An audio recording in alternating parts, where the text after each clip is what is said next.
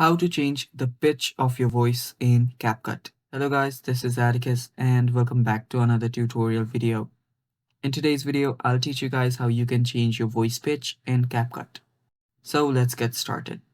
First of all, open up your CapCut. After you've opened up your CapCut, simply start a new project. Now after you've started a new project, you'll need to import any media here. I'll just import a MP3 file. So after you import the MP3 file, add it to your edit section. Now what you need to do right here is select your MP3. After you've selected your MP3, simply head over to the right hand side.